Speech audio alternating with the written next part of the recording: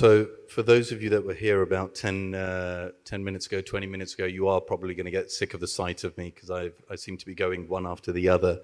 But it's a real pleasure here to be joined by colleagues, new friends and old, from an industry that is in many respects shaping our ecosystem here.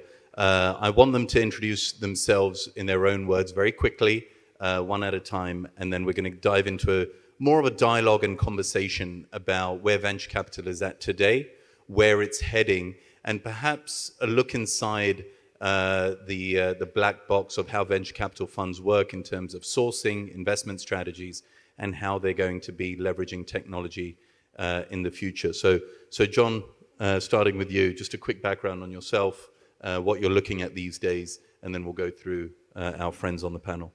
Sure. John Backus. I run a U.S. venture fund called Proof. Why am I over here? I work closely with the tech prince, Saudi Prince Khalid bin Al-Walid, who cherry picks out of our portfolio interesting companies that he thinks might have an application in the region. Saeed. Pleasure to be here. Thanks for having us here at ADFW. Saeed Murad, I'm a senior partner at Global Ventures. We are a Middle East and Africa, predominantly Series A focused venture capital firm, sector agnostic but thematic in nature. I'll share more about that later on in our discussion today. Pleasure to be here once again. Thank you. Hello, Christos Mastouras, founder and managing partner of Iliad Partners. Great to be here. Thank you for having me. We're an early stage tech VC focusing on the MENA region with a focus on Saudi and the UAE, investing at the early stage pre-Series A and Series A. Personally, before founding Iliad Partners, I was a tech entrepreneur and have been in tech for several decades and have been based now in the UAE since 2007. Thank you all. We really have a fantastic and rich array of venture investors here with us today. Operator backgrounds, finance backgrounds, so hopefully we can glean a lot from their insights. I think before we go into the sort of meat and potatoes of looking out into the future, the best place to start is where we're at today. And Christos, I'd like to start with you.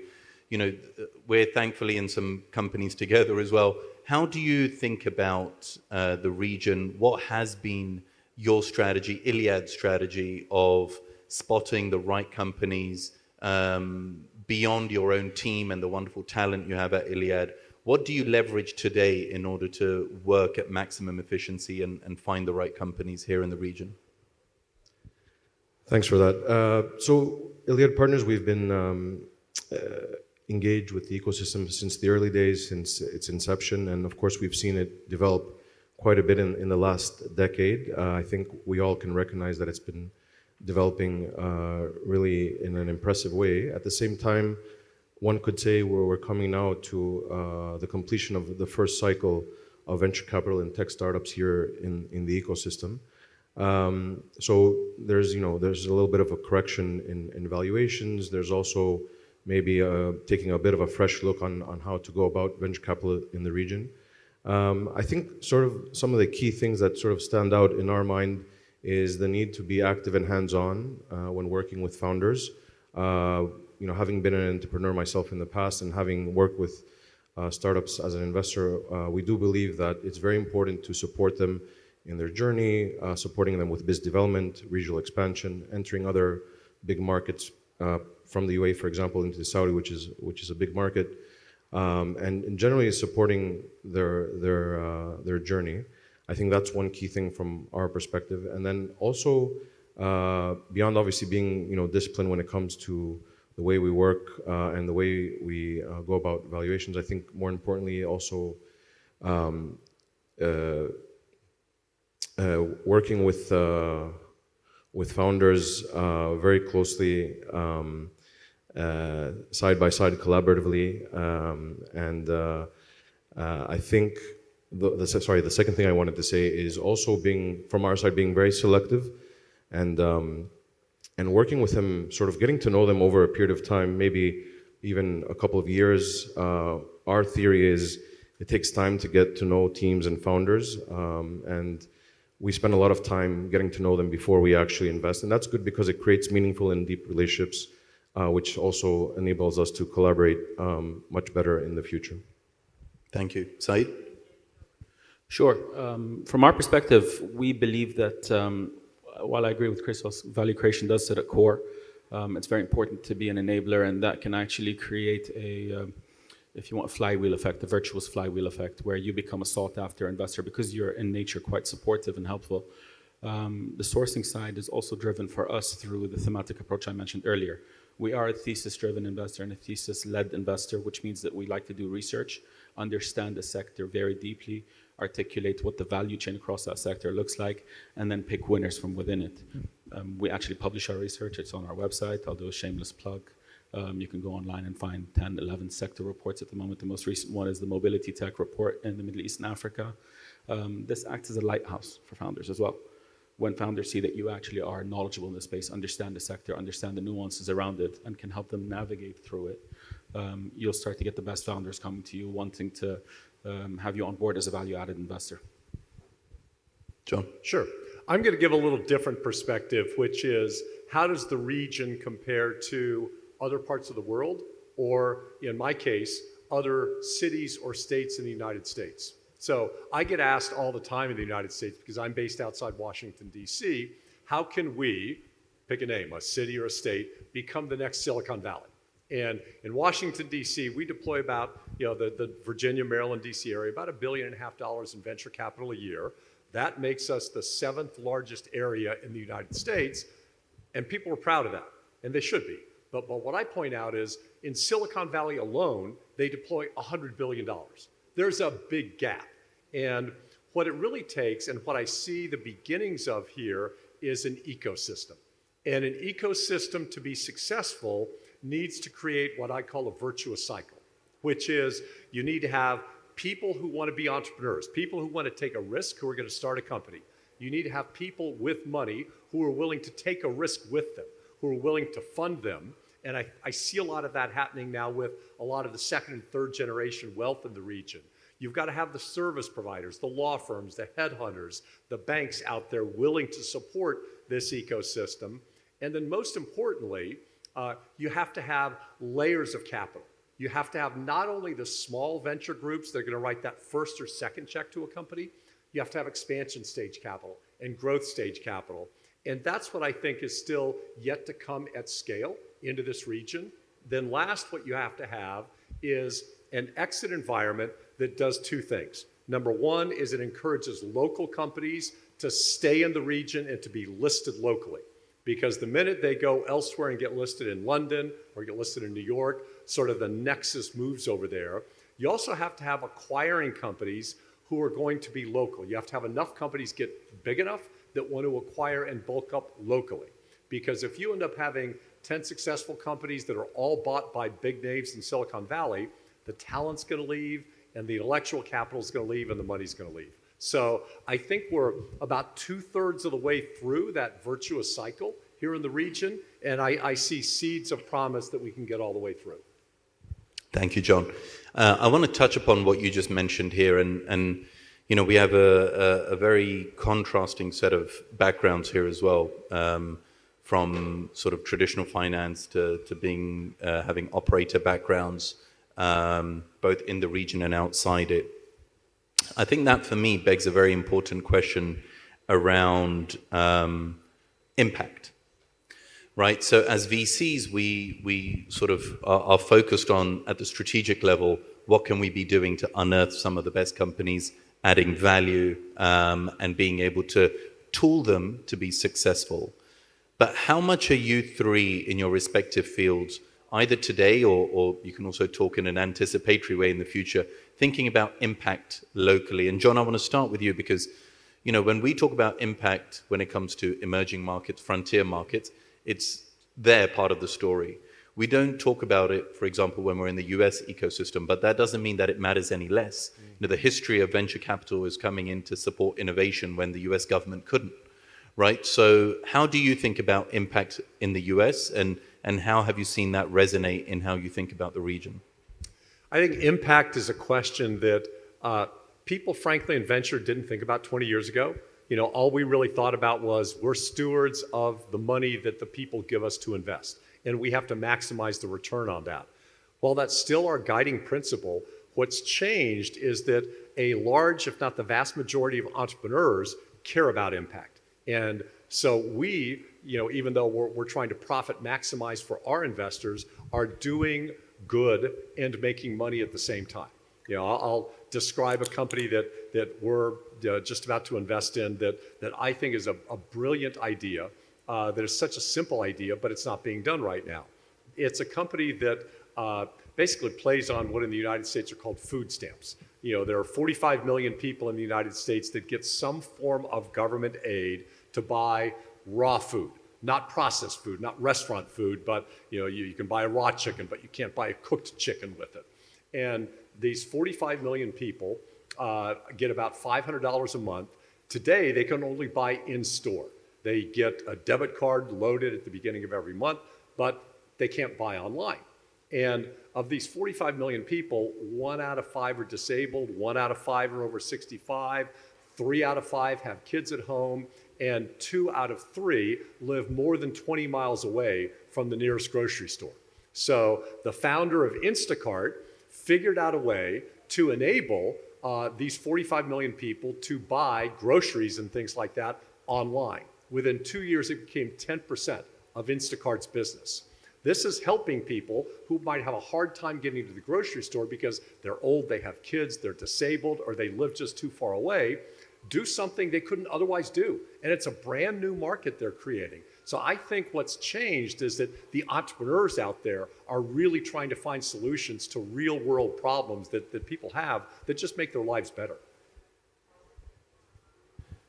From our perspective, we see it slightly different. A lot of the impact that's created through investing here, and we say something quite similar to what you said, which is it's possible to do well and do good at the same time. And the reality is, by investing in emerging markets, a lot of the technology applications are providing a positive impact. So you talk about access to financial services, access to healthcare, access to education, all enabled through fintech, digital health, and edtech businesses. You're actually seeing a very virtuous approach towards how that impact is created. If you're looking at access to number of doctors per 1,000 people in this region versus the US, it's a stark difference. You see a major acceleration of access to healthcare when you're introducing elements like as basic as telemedicine, for example.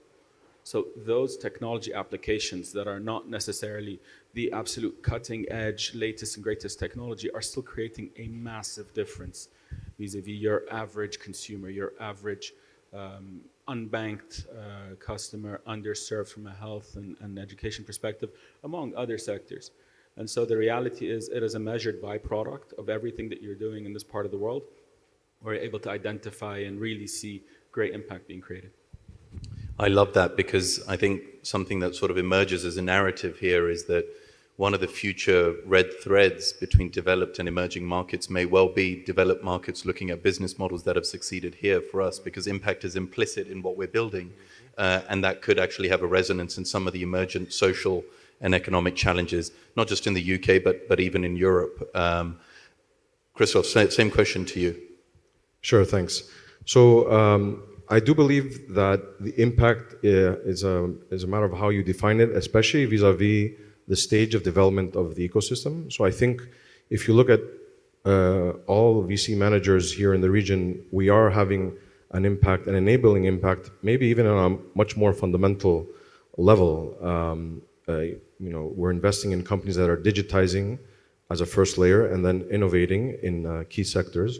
So in our case, we're focusing primarily in areas such as fintech, logistics, and proptech. So really digitizing and tech enabling the economy is a very key sort of enabler. And then, on the flip side, in terms of how we go about that, we are B2B focused. So we systematically enable commercial partnerships with our LP base, which have operating companies and our traditional businesses, right? So if you think about the region, if you look at MENA, the part of the fabric of the economy are these large traditional family groups, which are very keen to drive digital transformation, but at the same time, they're quite traditional in the way they look at technology. So working with them very closely and trying to integrate these companies beyond sort of financial gain for a portfolio, but also to tech enable their traditional businesses, I think is one way we do it. And of course, every regional VC manager here has played a key role in their own way to do that. I think a second way is really just working very closely with founders, and at the end of the day, developing them as people, as founders, and in a way, in a very small way, we are helping develop the human capital in the region. And there's a lot of great talent, which also needs some guidance when it comes to scaling their companies outside of their home market and more regionally. And of course, these companies ultimately and hopefully will end up adding jobs to the economy, innovating, digitizing the economy, and sort of enabling the next phase of growth for the region. But these are some of the sort of ways that we think about doing things on the ground in a much more, I guess, fundamental way. Thank you, Christos. I want to go deeper on this point that you mentioned about sort of future-proofing and what's going to happen. Venture capital has in many respects had an undisputed position over the last certainly 30 years when it comes to investing in early stage innovation and technology. But of course, what does the next 30 years look like? How are venture capitalists thinking about new entrants into their ecosystem? For example, decentralized finance institutions, crowdfunding organizations, all to these sort of, let's call them alternative forms of capital competing with us for access into early stage tech companies to help seed them, support them, and grow them. Where do you, when you look at your crystal ball, where do you see these alternative forms of funding coming from? How do you anticipate working with them, and what impact do you think they could have on the ecosystem, broadly speaking? John, we can start with you. Sure. If you think of venture capital, and I went to school back in the 80s in Silicon Valley. It was a game that kings and queens played. The money came from endowments and pension plans, and common people couldn't invest in venture capital. It was ruled by a handful of very large, small today, but large at the time, venture funds. Today, that entire system is being disrupted.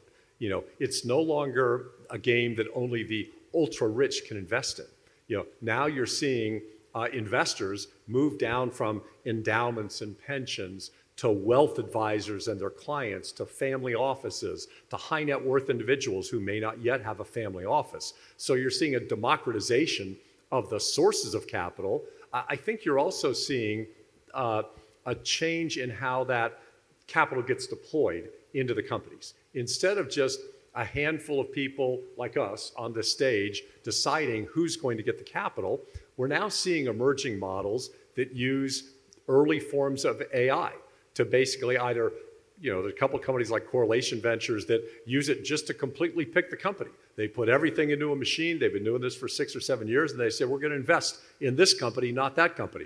Time will tell if that's a good model or not.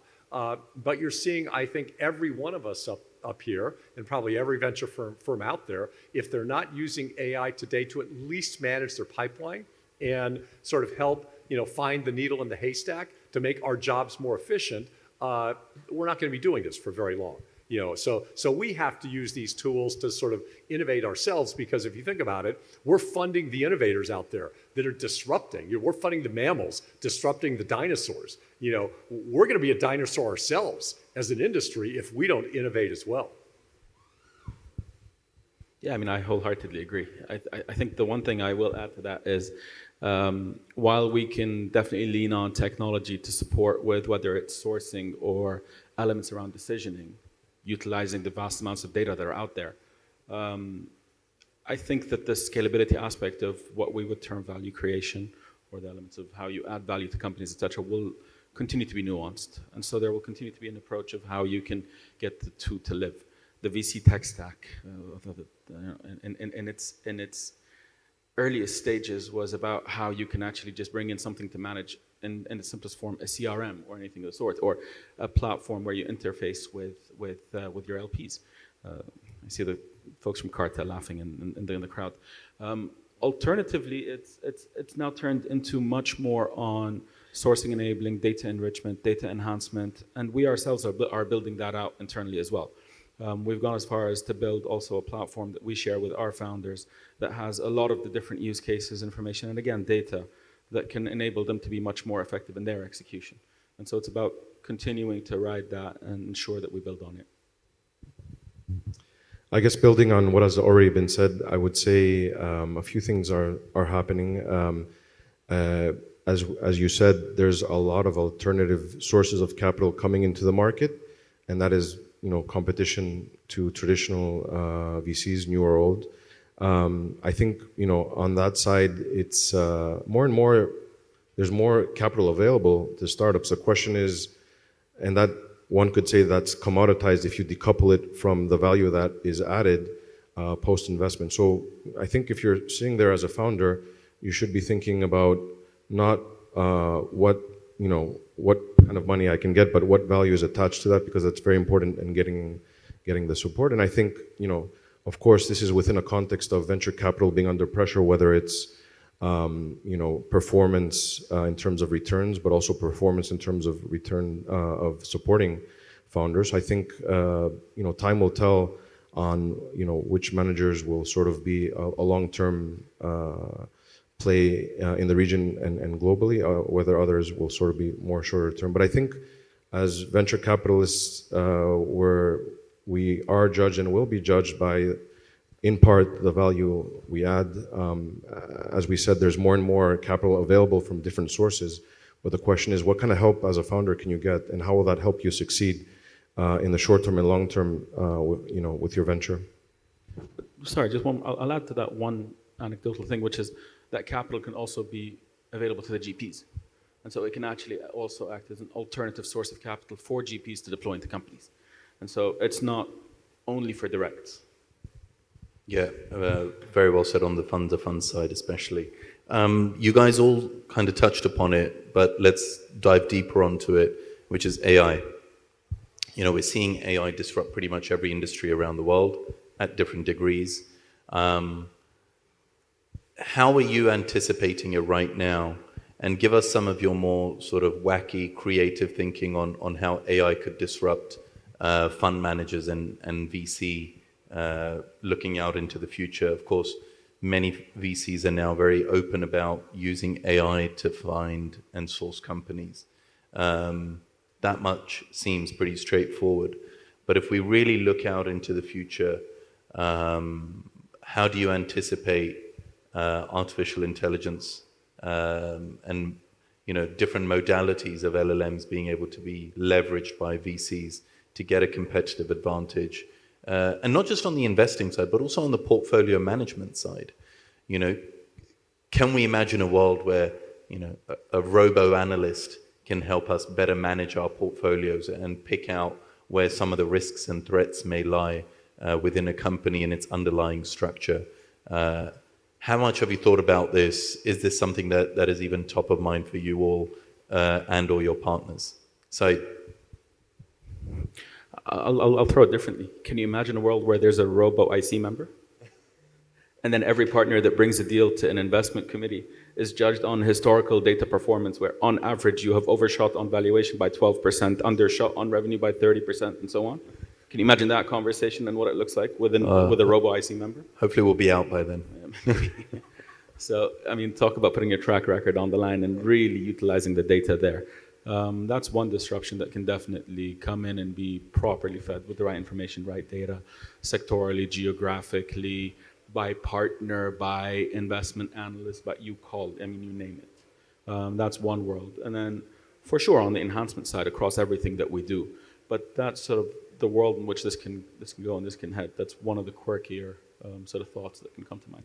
Yeah. John, you gave a nice sort of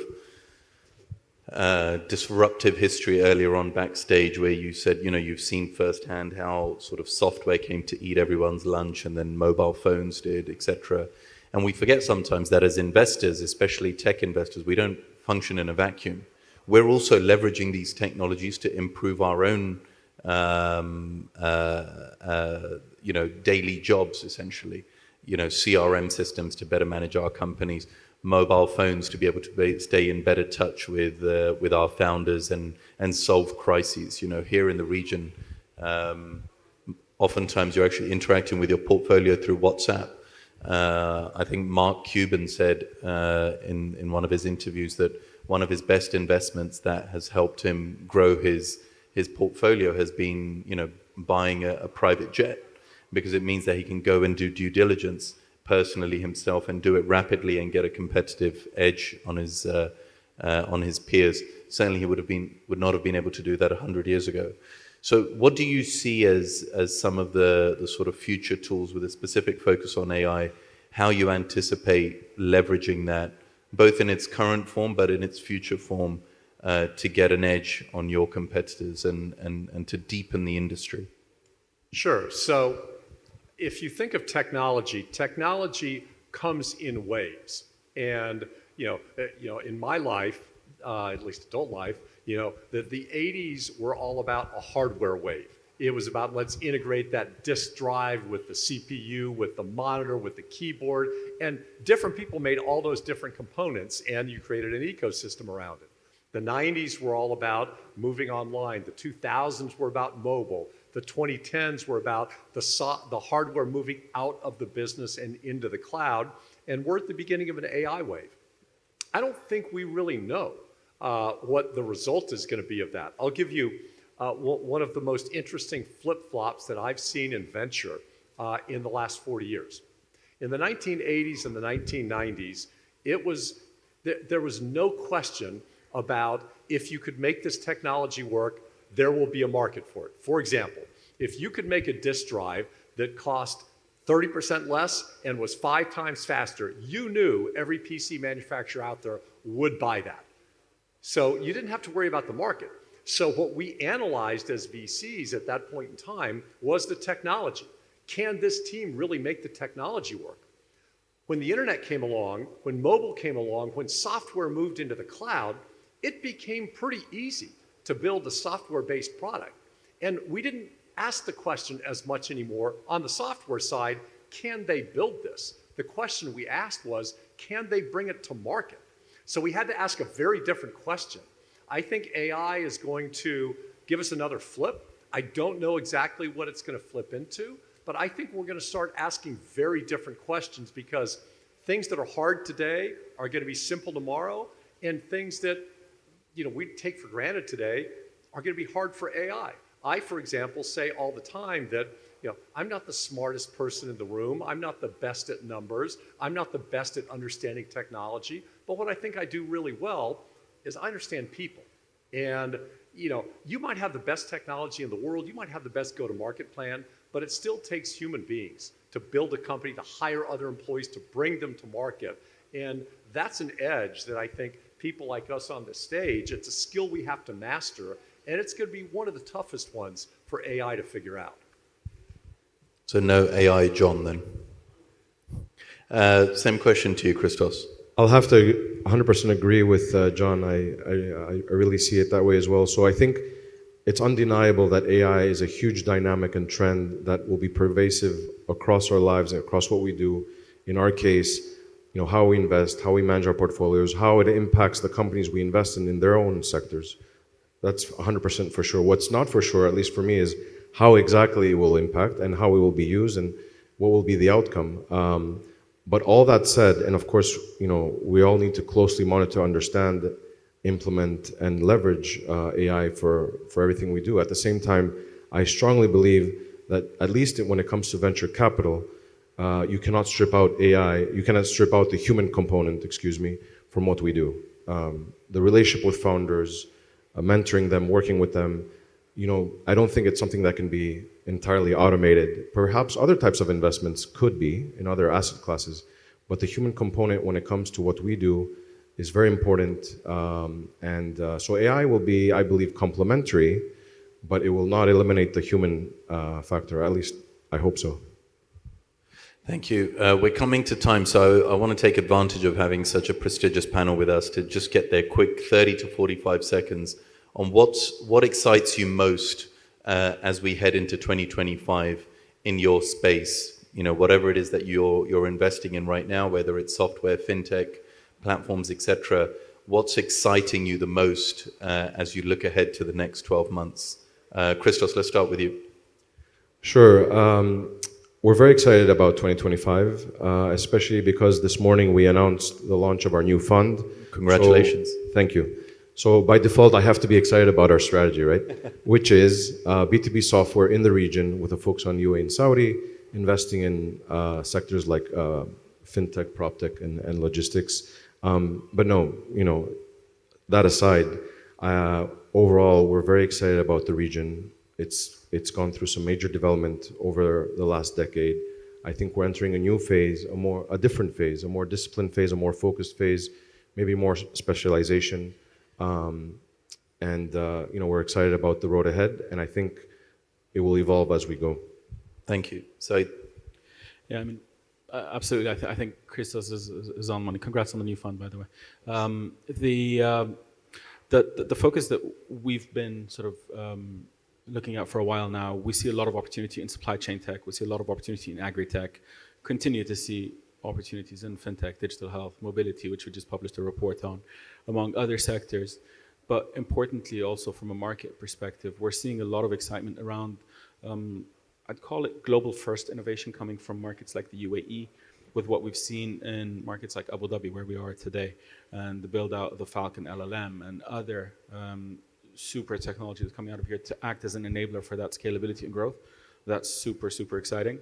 And then markets like Saudi, where you're seeing a lot of adoption and a lot of consumer-led growth in a market where sort of opportunities are limitless. So we're super excited by that. thank you. Yeah. And so I mentioned early on that we're working with Prince Khalid bin Al-Walid's family office. I'm excited about what we're going to be doing with KBW Ventures in the next couple of years, so stay tuned for some announcements there. I think what you're going to see is an interesting, I'll call it cross-border technology transfer between this region and the United States, as well as sort of a cross-pollination of ideas. Like you mentioned, all the ideas, the great ideas, don't originate in one place and go elsewhere. We're moving into the world where the ideas originate everywhere, and those who can move them to other places seamlessly are going to be the ones who will be very successful. I think that's a great note to end on. Please join me in thanking our panelists for a wonderful discussion.